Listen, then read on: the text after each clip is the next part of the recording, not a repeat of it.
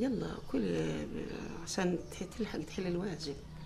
Jumana Abu Jazar is a Palestinian girl deprived of her father after Israeli soldiers detained him in 2000. Soon, Jumana loss doubled when her mother died of a kidney failure. She was only 4 months old at the time. Jumana now lives with her elderly grandmother. Due to strict Israeli regulations on prison visits, Jumana barely has a chance to see her father. The last time she saw him was in 2006.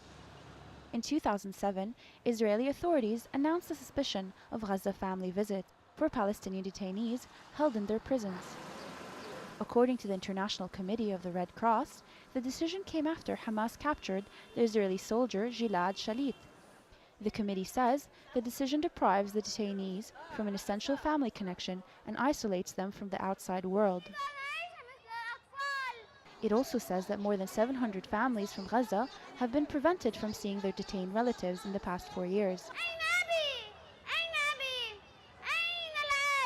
Jumana, who is taking part in a sit-in protest against the Israeli visit ban, says she wants to see her father and urges the International Committee to help her.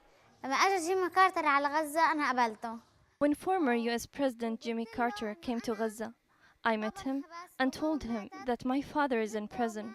My mother passed away. My grandfather is dead.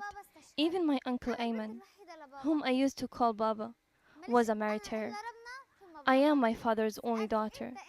And I asked him, "Do you wait for 10 years to see your only daughter?" He said, "No." Najia Misleh is another example. Her life changed when Israeli soldiers stormed her house and arrested her husband 2 weeks before their first wedding anniversary. Najia's husband was sentenced to 99 years in prison. She decided she would wait for him. For the first few years, Najia was allowed to visit her husband and could touch his fingers through the barrier's wire netting. It means a lot to her. The condition, however, worsened when Israeli authorities decided to replace the wire netting with a thick glass barrier. This made physical contact nearly impossible. Our suffering increased in 2003 with the addition of a pane of glass, as it created an emotional barrier between us and the detainees. Before, we enjoyed touching the hand or the fingers of our beloveds, but we were prevented from this contact. A mother could kiss her son before, a little child could kiss his father. The International Committee of the Red Cross says that according to the international humanitarian law, Israel's denial of prisoner visits is illegal. Israel has an obligation to allow family visits to the people they detain and coming from Gaza. So international humanitarian law is quite clear on that respect. When it comes to the families themselves, father, mothers or children have the right to be in touch with their relatives who are detained by Israeli security forces, and it's neither acceptable to have elderly people who might pass away without having the possibility of seeing a last time their son detained.